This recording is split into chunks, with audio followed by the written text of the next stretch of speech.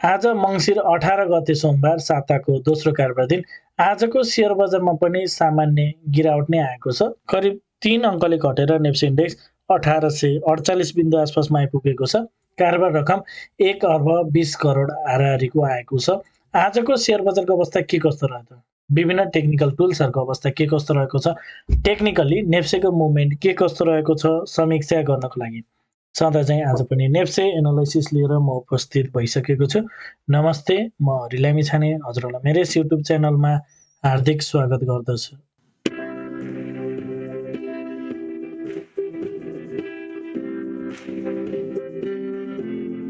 यस YouTube channel मार्फत मैले share बजारसँग सम्बन्धित विभिन्न किसिमका भिडियोहरू लिएर आउने भएको हुनाले यदि हजुरहरूले अहिलेसम्म पनि मेरो च्यानल सब्स्क्राइब गर्नुभएको छैन भने कृपया च्यानल सब्स्क्राइब गरिदिनु होला र भिडियो पुरा हेर्नुभयो भने हजुरहरूले मैले भन्न खोजेको कुरा सबै सजिलैसँग बुझ्न सक्नुहुनेछ। शेयर बजार अत्यन्त जोखिमको क्षेत्र भएको हुनाले लगानीकर्ता स्वयंले गहन अध्ययन र अनुसन्धान गरेर मात्र आफ्नो कदमहरू चाल्नको लागि उचित हुन्छ। यो भिडियो नितान्त इन्फर्मेटिभ तथा एजुकेसनल पर्पजले तयार गरिएको हुँदा यस भिडियोको आधारमा आफ्नो ट्रेडिङ स्ट्र्याटेजी नबनाउनको लागि हार्दिक अनुरोध गर्दछु। यो भिडियो केवल एजुकेसन पर्पज, रिफरेन्सको लागि, स्टडीको लागि र कम्पेरिजनको लागि मात्र प्रयोग गर्नको लागि फेरि पनि रिक्वेस्ट गर्न चाहे। स्क्रिनमा नेप्सेको प्राइस चार्ट देख्न सकिन्छ। आज पनि नेप्सेमा एउटा बेयरिश क्यान्डल नै बनेको छ र आज बजार केही माथितिर पनि गएको थियो, थोरै केही तल पनि आएको थियो भने अल्टिमेटली 3 पोइन्ट जति घटेर बन्द भएको छ। स्पिनिङ टप टाइपको नै क्यान्डल छ। ओभरअलमा चाहिँ हिजोको क्यान्डलभित्र नै आजको क्यान्डल बनेको छ। सो इनसाइड बार क्यान्डल बनेको छ भनेर भन्न सकिन्छ। कारोबार रकम हिजो 1 अर्बभन्दा कम आए पनि आज फेरि 1 अर्ब 20 करोड हाराहारीको आएको छ। एभरेज कारोबारकै रेन्जमा छ। यो कारोबार रकम 1 अर्बभन्दा बढी आउनु चाहिँ अहिले तत्कालको लागि सन्तोषजनकै मान्नुपर्छ, किनभने 1 अर्बभन्दा पनि कमको कारोबार पछिल्लो समय देखिएको थियो र अहिले 1 अर्बभन्दा बढीको कारोबारलाई हामी पोजिटिभ नै लियौँ। आजको इन्ट्राडे चार्ट हेरौँ। बजार ओपन भए लगतै सुरुवाती चरणमा केही तल आएको देखिन्छ र आजको लागि लोएस्ट पोइन्ट क्रिएट गरिसकेपछि पनि बजारले जुन हिजो यसरी बढिरहेको थियो अप ट्रेन्ड नै कन्टिन्यू गरेको देखिन्छ। हिजोको आयोभन्दा माथितिर पनि गएको थियो र हिजोको जुन तल लोएस्ट पोइन्टबाट चाहिँ कन्टिन्युएसन छ त्यसलाई नै कन्टिन्यू गरेको देखिन्छ र एउटा आजको लागि हाइएस्ट पोइन्ट क्रिएट गरेर भने बजार फेरि तलतिर झरेको छ र इन्टरनल्ली हेर्दा चाहिँ अगाडिको लो ब्रेक गरेर तलतिर झरेको हुनाले चाहिँ मार्केट केही तलतिर जान सक्ने पोसिबिलिटी छ भन्ने हिसाबले एनालाइसिस गर्न सकिन्छ। र बजार आज चाहिँ डेली टाइम फ्रेममा एउटा इनसाइड बार क्यान्डल बनेको छ। हिजोको क्यान्डलभित्र नै आजको क्यान्डल बनेको छ। त्यसैले 5 मिनट्स टाइम फ्रेम अलिकति हामीले लिन सक्छौँ कि मार्केटको अबको इमिडिएट मुभ कतातिर हुनसक्छ भन्ने रिफरेन्सको लागि। सो 5 मिनट्स टाइम फ्रेमबाटै हामीले एनालाइसिस सुरु गरौँ।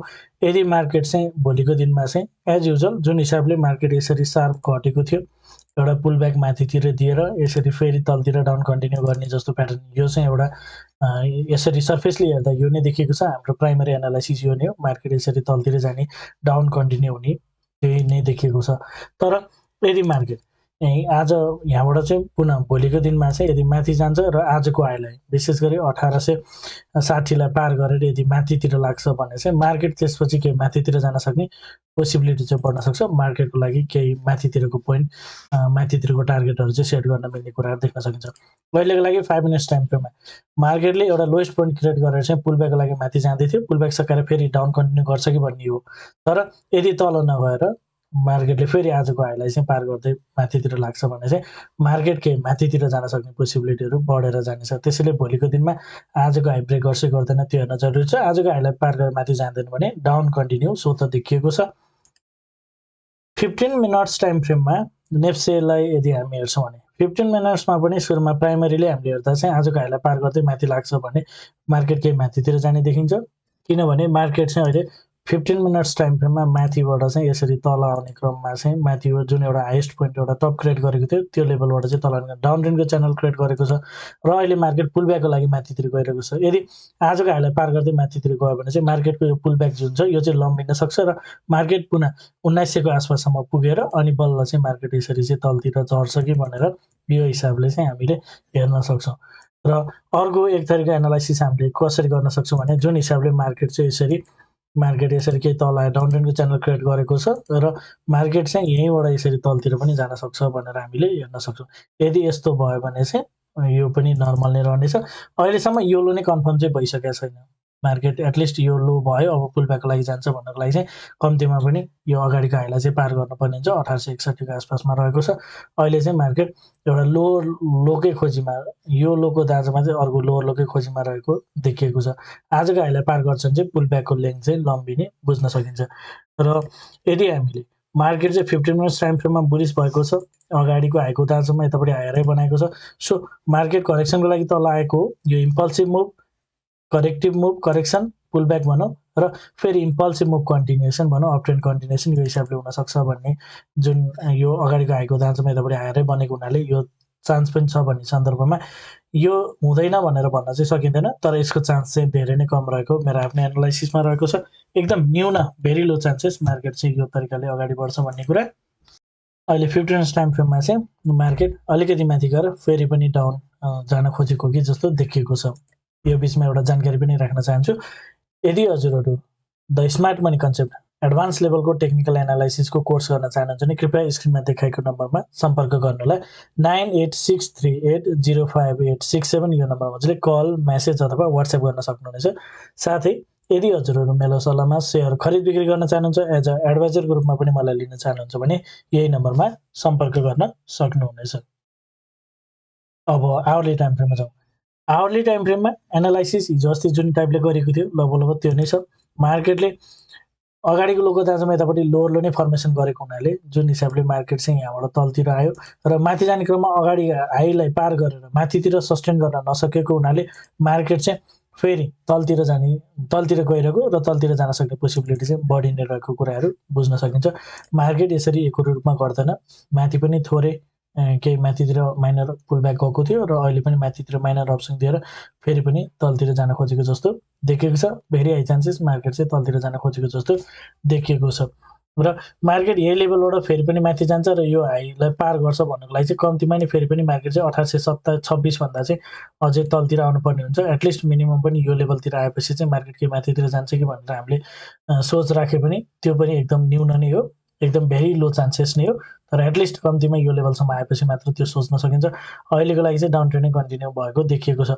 यसरी एउटा तलतिर घटिरहेको बजार एउटा कुनै पोइन्टबाट चाहिँ माथितिर जाने क्रममा मार्केट माथि जाने प्रयास गरे पनि क्यान्डल्सहरू चाहिँ माथि सस्टेन गर्न सकेको छैन। हामीले हेर्छौँ भने माथिबाट प्राइस रिजेक्सन भएको देखिन्छ। यो क्यान्डलमा पनि यो क्यान्डलमा नि माथितिर एउटा प्राइस रिजेक्सन छ। सो यसरी बजार चाहिँ तलतिर नै फेरि पनि डाउन कन्टिन्यू गर्छ कि भन्ने खालको माथितिर चाहिँ मार्केट जान नखोजेको रूपमा पनि यसलाई विश्लेषण गर्न सकिन्छ। र डेली टाइम फ्रेम हेरौँ। डेली टाइम फ्रेममा पनि अगाडिको जस्तै एनालाइसिस केही परिवर्तन नै छैन। आजको क्यान्डल हिजोको क्यान्डलभित्र नै बनेको छ। इन्साइड बार क्यान्डल भएको हुनाले आजको क्यान्डलले चाहिँ मार्केटको डिरेक्सन यकिन गर्न सकिँदैन। त्यही भएर मैले अघि हजुरहरूलाई 5 मिनट्स टाइम फ्रेमबाट नै मार्केटले कतातिरको मुभ ब्रेकआउट गरे भने कुन हिसाबले ट्रेड गर्ने र मार्केटको एनालाइसिस गर्ने भन्ने अगाडि नै सेयर गरिसकेको छु। भिडियो चाहिँ पुरा हेर्नुभयो भने हजुरहरूलाई सजिलो हुन्छ बुझ्नको लागि। र हिजोको क्यान्डलले चाहिँ मार्केट जुन हिसाबले तलतिर घटिरहेछ डाउन ट्रेन्ड कन्टिन्युएसनको क्यान्डल बनेको थियो र आजको क्यान्डल इन्साइड बार बनेको हुनाले हिजोको क्यान्डललाई नै हामीले आधार मान्नुपर्ने हुन्छ, जसले चाहिँ डाउन ट्रेन्ड कन्टिन्यू हुन सक्ने पोसिबिलिटी चाहिँ प्रबल देखाउँछ। र मार्केट यसरी माथि जाने क्रममा अगाडिको हाईलाई पार गरेर माथितिर सस्टेन गर्न नसकेको हुनाले मार्केट तलतिर जाने चाहिँ एउटा हामीले बुझ्न सकिन्छ। तर मार्केटले 1800 को लेभलमा चाहिँ पटक मार्केटले अगाडिदेखि नै पटक लगभग 3-4 चोटि चाहिँ अगाडि नै सपोर्ट लिइसकेको हुनाले यो लेभललाई ब्रेक गर्नको लागि चाहिँ मार्केटलाई चुनौती नै भएको छ। त्यही 1800 को आसपासमा आउँछ, फेरि मार्केट माथि गयो, फेरि पनि केही तल आयो, फेरि पनि माथि गयो र यो लेभललाई चाहिँ अहिले तत्काल चाहिँ अहिले पनि क्यान्डल्सहरू साइड बसेर ब्रेक गर्न सकिरहेको छैन। हामीले विकली र मन्थली क्यान्डल्सहरू हेर्छौँ भने पनि यो लेभललाई चाहिँ मार्केटले केही साइड खेल्न सक्ने पोसिबिलिटीहरू देखिन्छ। र यसरी हामीले आजको एनालाइसिसको अब कन्क्लुजनतर्फ जाउँ। 5 मिनट्स टाइम फ्रेममा मार्केट चाहिँ यसरी तेज घटेको मार्केट केही पुलब्याकको लागि माथितिर जाँदैछ भनेर बुझ्न सकिन्छ र फेरि पनि पुलब्याक सकाएर तलतिर जान खोजेको रूपमा विश्लेषण गर्न सकिन्छ। तर यदि आजको क्यान्डलको यदि हाईलाई पार गर्दा 1860 भन्दा मार्केट माथितिर लाग्छ भने मार्केट केही माथितिर जान सक्ने पोसिबिलिटी रहन्छ र माथि जाने क्रममा मार्केटको लागि चाहिँ पुनः 1900 को आसपासमा चाहिँ टार्गेटहरू सेट गर्न सकिनेछ। यदि आजको हाई पार गर्दै माथितिर लाग्दैन भने सो त डाउन ट्रेन्ड कन्टिन्यू हुने बुझ्न सकिन्छ। आवरली टाइम फ्रेममा घटिरहेको बजार केही सानो माइनर अपस्विङ दिएर फेरि आफ्नो डाउन ट्रेन्ड नै जान खोजेको जस्तो बुझेको छ। क्यान्डल्सहरू माथि जाने प्रयास गरेर माथि सस्टेन गर्न सकेको देखिँदैन र डेली टाइम फ्रेममा आज एउटा इन्साइड बार क्यान्डल बनेको छ। आजको क्यान्डलले खासै एनालाइसिसमा केही फरक पार्दैन।